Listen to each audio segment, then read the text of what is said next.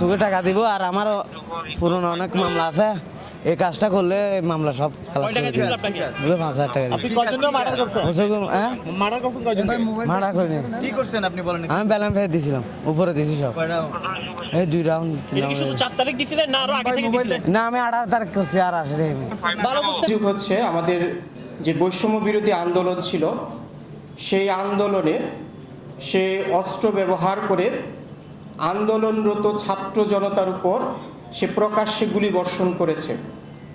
এই সংক্রান্ত একটি ভিডিও এবং ছবি ফেসবুক সহ বিভিন্ন সামাজিক যোগাযোগ মাধ্যমে ভাইরাল হয়েছিল। তারই প্রেক্ষিতে আমরা এই আসামিকে ধরার জন্য আমাদের যে তৎপরতা সেটা বৃদ্ধি করি। এই ঘটনার পর থেকেই এই তৌহিদুল ইসলাম তিনি নিজেকে আত্মগোপনে চলে যান এবং দেশ ত্যাগের জন্য তিনি বিভিন্ন পন্থা অবলম্বন করেন।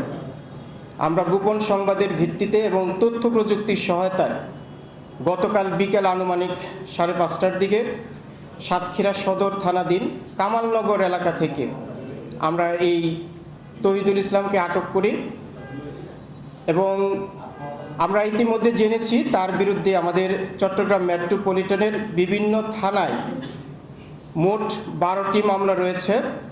এর মধ্যে 5টি হত্যা মামলা, যে মামলাগুলো ছাত্র জনতাকে হত্যার অভিযোগে যে হত্যা মামলা রুজু হয়েছিল, সেই 5টি মামলা এই তৌহিদুল ইসলামের বিরুদ্ধে রয়েছে। এছাড়া বিভিন্ন সময়ে তার বিরুদ্ধে চাঁদাবাজি, ছিনতাই, অস্ত্রবাজির বিরুদ্ধে মামলা ছিল।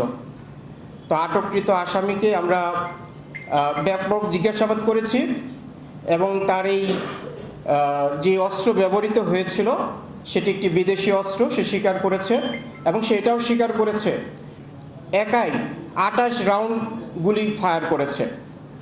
তার এই অস্ত্র এবং গুলি এগুলোকে উদ্ধার করার জন্য আমাদের টিম কাজ করছে।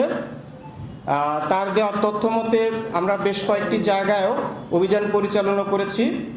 আমরা আশা করি অতি শীঘ্রই এই ঘটনায় সে যে অস্ত্র ব্যবহার করেছিল সেটা উদ্ধার করতে সক্ষম হব। তোকে টাকা দিব আর আমারও পুরনো অনেক মামলা আছে। এই কাজটা করলে এই মামলা সব খালাস করে দিবে। 5,000 টাকা আপনি কয়জন মার্ডার করছেন? হ্যাঁ, মার্ডার করছেন কয়জন? মার্ডার করিনি। কি করছেন আপনি বলেন? আমি ব্যালেন্স ফেরত দিয়েছিলাম, উপরে দিয়েছি সব। এই 2 রাউন্ড 3 এটা কি শুধু 4 তারিখ দিছিলেন না আরো আগে থেকে দিছিলেন? না, আমি 18 তারিখ করছি আর আসলে ভালো করছেন। আর মোদিন এই দ্বারা এটা দিয়েছিল। বলছে যে মানে আমার পুরোনো মামলা আছে, ওগুলো সব খালাস করে দিবে বলছে।